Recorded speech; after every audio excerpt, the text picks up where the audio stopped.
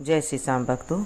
बैसाख का पावन महीना चल रहा है और इस पावन महीने में हम कुछ भी दान पुण्य कथा भजन श्रवण स्नान वगैरह कर लेते हैं, उसका हमें करोड़ों करोड़ों गुना फल की शुभता की प्राप्ति होती है। बैसाख का महीना काफ़ी दिन निकल चुके हैं इस महीने के। अगर आपने अभी तक स्नान शुरू नहीं किया है या फिर कथा का श्रवण शुरू नहीं किया है तो आप आज से भी कथा का श्रवण शुरू कर सकते हैं। बहुत ही पावन महीना है, इसे करके तो देखिए, उसके बाद आप देखेंगे आपके जीवन में बदलाव आ जाएगा। बोलिए विष्णु भगवान की जय। आज हम बैसाख मास के 20वां अध्याय का पाठ का शुरू करेंगे, श्रवण करेंगे जो भगवान विष्णु को अति प्रिय है। श्रीमन नारायण नारायण नारायण, श्रीमन नारायण नारायण नारायण, भजमन नारायण नारायण नारायण, श्रीमन नारायण नारायण नारायण। बोले विष्णु भगवान की जय। व्याध कहने लगा, हे ब्राह्मण, परमेश्वर ने करोड़ों जीव रचे हैं, इनके भिन्न भिन्न कर्म और अनेक सनातन मार्ग है, और इन सब का स्वभाव ऐसा क्यों नहीं, यह जानने की मेरी इच्छा है, आप बतलाइए। यह सुन शंख मुनि कहने लगे, रजोगुणी सतोगुणी तमोगुणी 3 प्रकार के जीव होते हैं। इसमें रजोगुणी रजोगुण कर्म करते हैं, इनकी बुद्धि पाप पुण्य मिश्रित होती है, किसी कामना के निमित्त अन्य देवता के समर्पण होते हैं। अतः यह पाप और पुण्य दोनों करते हैं, जिनसे स्वर्ग और नरक दोनों को भोग कर संसार में बार बार जन्म लेते हैं।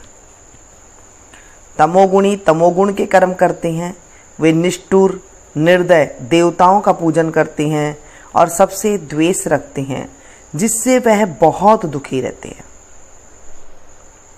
राक्षसों से लेकर पिशाच तक सब तामसी गति को पाते हैं।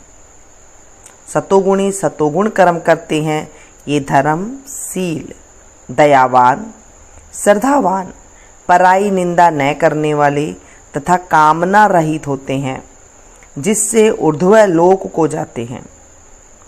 संसार में कभी कभी इन गुणों में विषमता भी हो जाती है, इसी कारण ऊंचे नीचे कर्म करने से सुख दुख अभाव पाते हैं और प्रकृति का कभी नाश नहीं होता। अपने अपने गुणों से कर्मों के फल भोगने पड़ते हैं। पूर्ण काम विष्णु भगवान में कोई विषमता नहीं है, उत्पत्ति पालन और संहार समान भाव से करते हैं। व्याध कहने लगा, हे मुने, पुण्य भोग वाले मनुष्य की मुक्ति कब होती है? सृष्टि काल या अंत काल अथवा स्थिति काल, और इनके काल की मर्यादा कितनी है?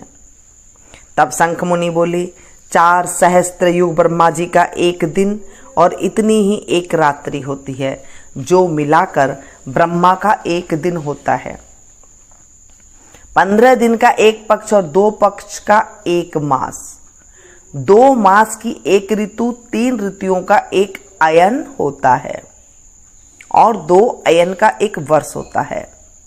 इसी प्रकार ब्रह्मा जी के 100 वर्ष व्यतीत होने पर ब्रह्म कल्प पूरा होता है, वही प्रलय का समय है, ऐसा देवताओं का मत है।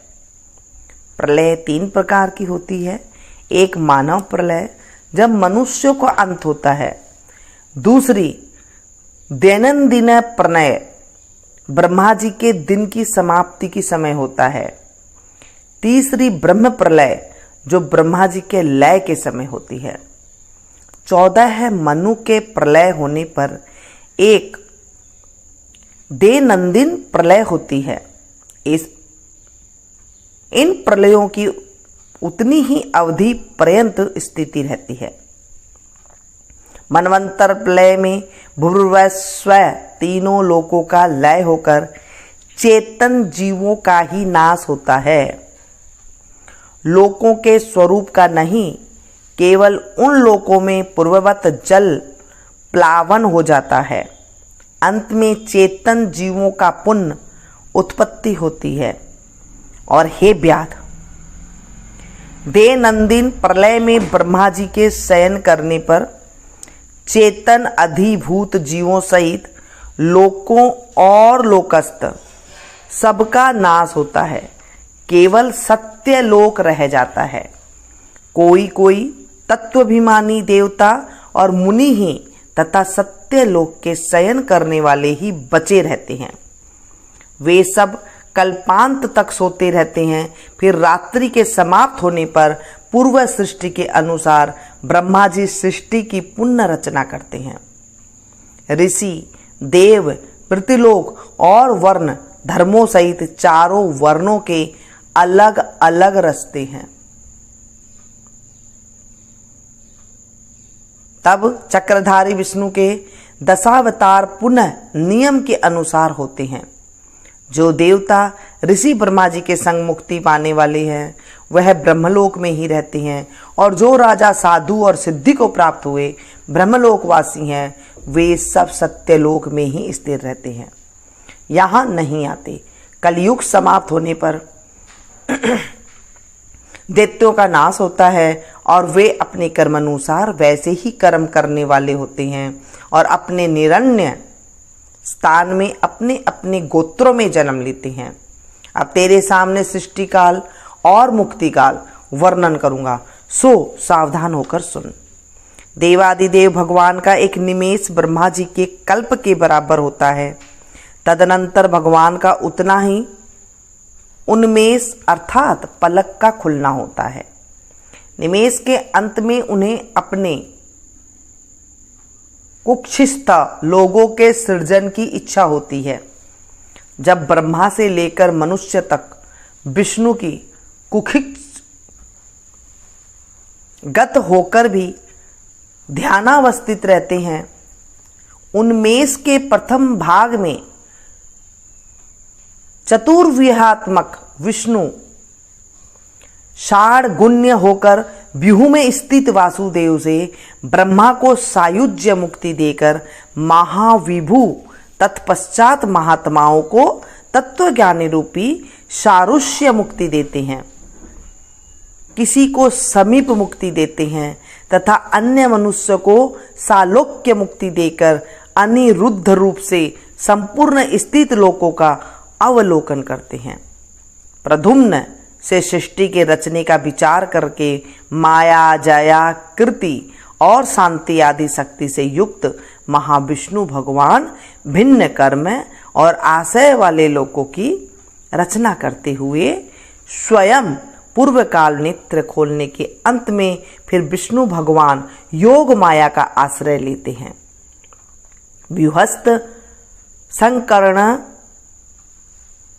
कर्षण से चराचर नाश करते हैं। यह सब उस महात्मा का अवर्णनीय काम है। यह कार्य ब्रह्मादिक और योगियों द्वारा भी अकथनीय है। यह सुन व्याध ने पूछा, हे महाराज, भागवत धर्म कौन से हैं और किन धर्मों से विष्णु भगवान प्रसन्न होते हैं? व्याध के ऐसे कहने पर शंख बोले, जिनका चित्त सदा विष्णु भगवान के चरणों में वे हरि स्मरण में रहता है, जो लोग ममताहीन रहते हैं, सदाचारी परोपकार करते हैं, जिनको शास्त्र, गुरु, साधु और शुभ कर्म में विश्वास है और जो सदा शिव विष्णु भगत है, वही भागवत धर्म है। सब देशों में घूमना, सब कर्मों को करना और धर्मों को सुनना, परंतु चित्त को विषयों में रखने वाले कुछ भी नहीं कर सकते। कामना रहित होकर श्रद्धा पूर्वक जो विष्णु संबंधी धर्म किए जाते हैं वही भागवत धर्म है। इस लोक में और परलोक में सुख देने वाले क्षीर सागर में लक्ष्मी जी को भगवान ने वैशाखोक्त धर्म बतलाए हैं, जो विष्णु भगवान को प्रसन्न करते हैं। धन पाकर बावड़ी, कुआ, सरोवर बनवाना, मार्ग में छाया करना, प्याऊ बनवाना, सुपात्रों को दान करना, छतरी, जूता, खड़ाऊ, सुगंधित द्रव्य, कपूर, पुष्प, तांबुल, गोरस, शहद, चटाई, कंबल, पलंग, वस्त्र, अन्न का दान और गोदान। रास्ते में थके हुए ब्राह्मणों आदि के चरण धोना, पंखा से हवा करना, उबटन करना, शरबत पिलाना, नमक मिली छाछ, ईख, ककड़ी तथा रसायन का दान संपूर्ण पापों को नाश करने वाला है।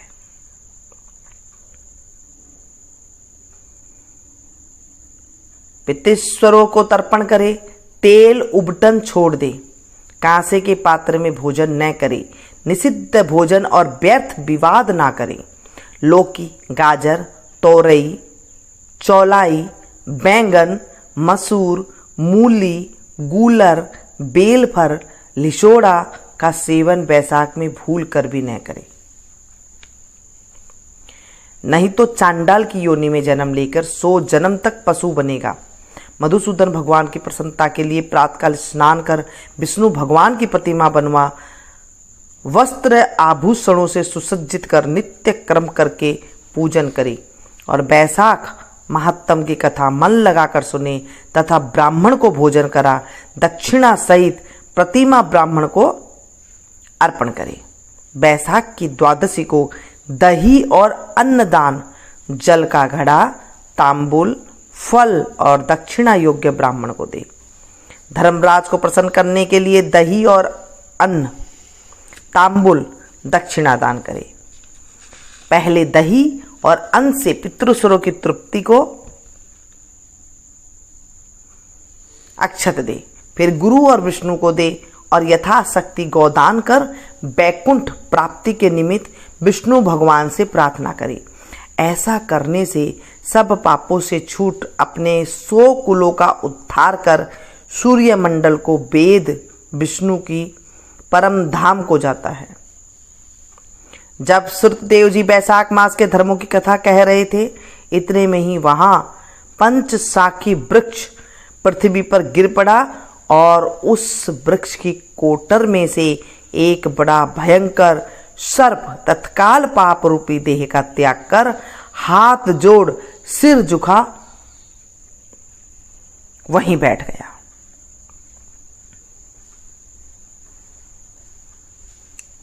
इस पाप नाश रूपी कथा को जो पढ़ता है, सुनता है, सुनाता है, उसके सब पाप नष्ट हो जाते हैं।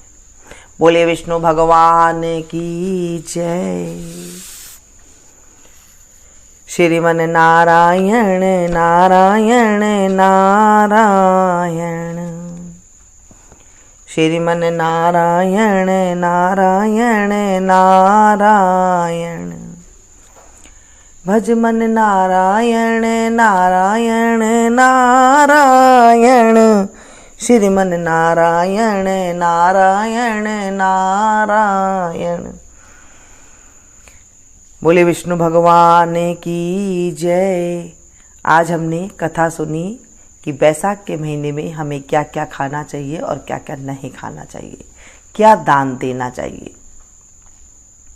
इस कथा को आप ज़्यादा से ज़्यादा लोगों के पास शेयर करें ताकि आपको भी कथा सुनाने का फल प्राप्त हो।